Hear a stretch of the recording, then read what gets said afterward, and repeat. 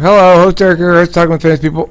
I'm doing sort of a monologue run through a bunch of topic thing here tonight, but I will open this one up for commentary more than I have in the past. Number one, we're talking about debate styles. Number two, we're talking about personality types. I've identified some debate styles that I see in debaters, and I've got 8 of them. There's 4 AF styles and 4 neg styles, and I determined that people are either born neg or born AF. ENTP, INTP, we're born neg. Okay? We're born neg. INTJ, you're born neg. ISTJ and ENFJ are also born neg. Okay. Explain what that means exactly. I'm going to in a second. Let me go over the overview. So I've got five types who are born neg. INTP, ENTP, INTJ, ENFJ, and ISTJ. I've got 8 types who are born AF. ESTJ, ESFJ, ENFP, ESFP, IS... Oh, that one, no. 7. Sorry, I got ISTJ twice. 7 types who are AF. ESTP, INFJ, ISTP. Now, what does it mean to say that you're AF or neg? Well, first of all, there's 3 types who are born debate-free. They are ISFP, INFP, and ISFJ. They're there to spectate. So, no offense, ISFP, INFP, ISFJ, you guys fucking hate debating. You hate it. So anyway, what does it mean to be born neg or AF? Well, to be born neg means you are fundamentally using language to look for lies. You're looking for lies. You're looking for wrongness. It's nice when there's no wrongness, but that's not what you're seeking, because that would imply you're seeking rightness. Now, eventually, after a long time of seeking wrongness, you start to develop some different perspectives and start moving away from relativism, and then you start kind of actually caring about what's right.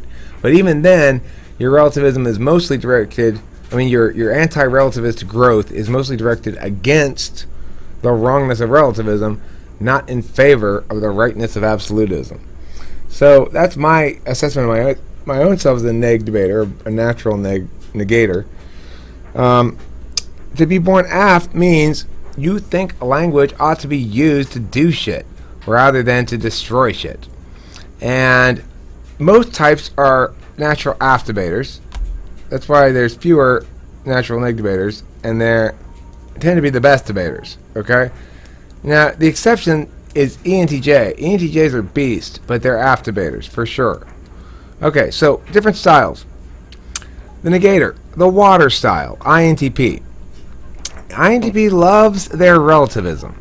And the water style INTP means they want to commit to statements that when you go back to them to use them for something, turn out to have been made entirely of water. And they just sort of drift away through your fingers. So you go, okay, but didn't you say, INTP, that you thought the United States military should stay out of foreign entanglements? And INTP will say, well, sure, but this is an intervention, not an entanglement. I see. And what's the difference exactly? Well, this intervention it has a humanitarian element to it, I suppose. It's a difficult question to answer precisely, but we can clearly see this isn't an entanglement, because if it were, it would have these traits, and it doesn't. Okay, so what traits does an intervention have? Well, it would be contextually dependent, of course. In this instance, the traits of this intervention are the ones that I need to win, whatever those are. Oh, really? What a lucky coincidence for you. It's complicated, that's what. It's complicated. I'm not going to ever actually commit to anything because it's complicated and because I don't want you to win. Right? It's really hard to pin them down. Really, really hard to pin INTPs down to something that you can use against them. See, that's the thing. They've always got their defensive TI posturing up. So they're very wary of traps. And it's really difficult to trap an INTP. That's why, partially because they have a default reflex of, I won't be pinned down to anything. I just will not be pinned down to anything. That's true. That's why they're such beast debaters. Anyway, The ENTP naturally uses what I call illusion style. So water styles INTP, they don't. You stab right where they are, and suddenly you discover that, oh, that's not them. That's a water clone. Oh, that's not them either. Where the fuck are they? Will you stop hiding INTP? So annoying. But the illusion style is this. This nuclear weapon in my hand has already destroyed you. But that's not a nuclear weapon, and I'm still alive. No, this is a post-death dream of yours. Obviously, if you were still alive, you wouldn't have used the subjunctive case. You would have said, I am still alive. Grammatically, you've already proven your own death. That's illusion style. It's throw so much shit into the machine that they grind to a halt and they can't even function, right? Now they're trying to defend the fact that they exist. You cannot win this debate because you do not exist. You have already died. We already proved that earlier. That's totally ENTP bullshit, right? None of the arguments, the naturally occurring arguments the ENTP makes are good at all. Illusion style is level 2 ENTP, like that person I had at school, fabulous. It sounds like a good argument. It's put together just so. You notice how fabulous in their comment, they did it like a logic proof. So after each step of the logic, they put in parentheses the number of the steps they were referencing. It looks beautiful. And then they said, good things are good, bad things are bad, people are things, therefore if privacy is bad, private people are bad, and we know introverts aren't all bad, therefore your logic falls apart, Eric. That was was underneath the beautiful polish of that comment. And it was beautifully polished. It was beautiful ENTP language. The person's probably going to say they're not an ENTP. But it was but underneath the surface it was just rotten garbage. There's no logic in it at all. So that's illusion style. Okay. You can outgrow that. Though. So I hear that a lot. Executioner style is INTJ. The executioner comes in with a setup.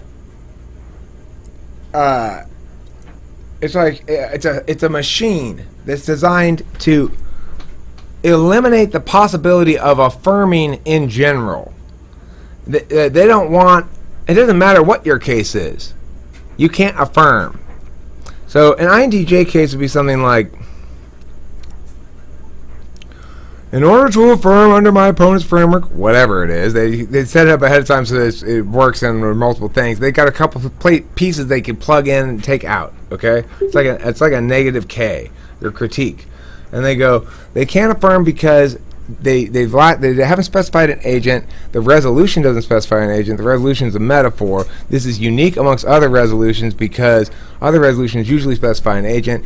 It's put here by the debate resolution makers in order to cause us to account for this grammatical failing in the resolution to enable us to further the development of debate in general and all that kind of stuff, right?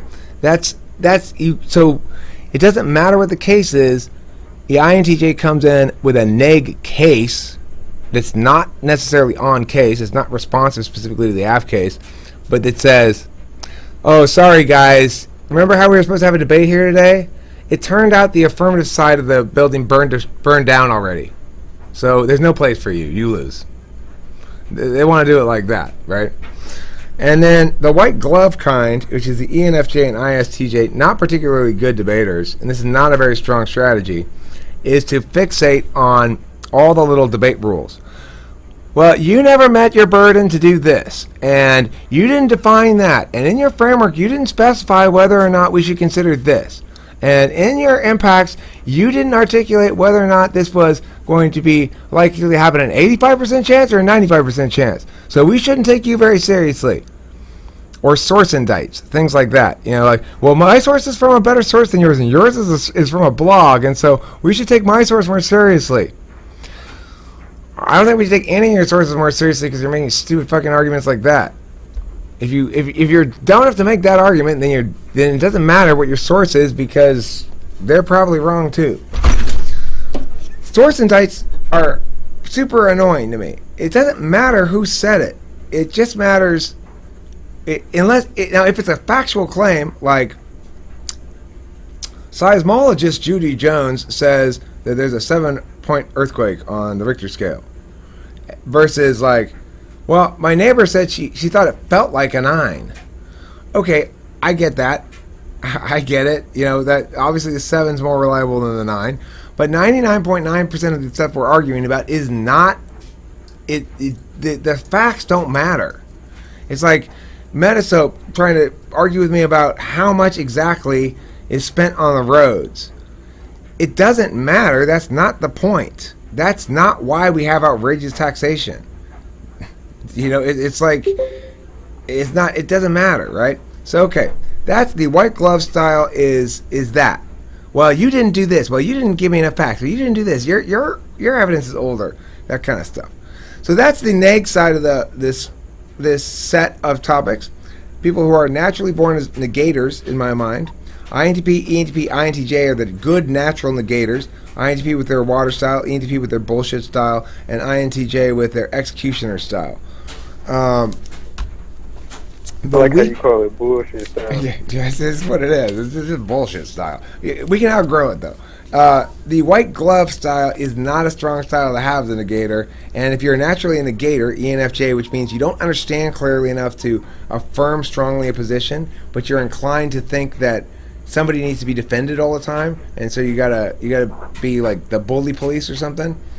ISTJ, you're gonna want to negate because you don't understand how to affirm, because your beliefs are, that kind of belief making doesn't really, you're a mechanic, right? You parse shit down into, oh, here's why this doesn't work.